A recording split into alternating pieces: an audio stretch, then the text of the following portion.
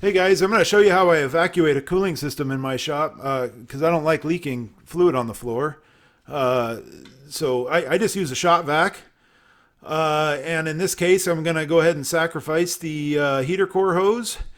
So I just put two clamps on it. I'm going to cut it right in the middle, hold the hose underneath where I'm cutting so I can get the fluid that's in between my clamps there. Then I'll stick the vacuum on one of the heater hoses, take the clamp off, and just let it suck. And the only place air can get in now is through the radiator, through that cap there. So I'm just going to let it do that for its thing for a little while until it stops surging. It's really obvious when you're about out of fluid. And then I'll switch to the other side of the heater core hose and take its clamp off, and probably clamp the other one, and let it do its thing there, and that'll drain the heater core and get everything out of the heater core. And then I'll stick it on the vacuum on the blue hose there and just suck out the radiator. And then just hold the vacuum underneath all the hoses when you take them off and suck out the residual drops.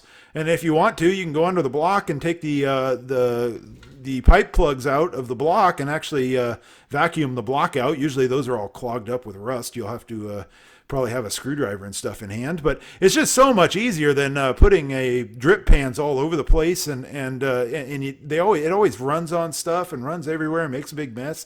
I've been doing it this way for years. That poor vacuum has sucked up hundreds of gallons of coolant that way.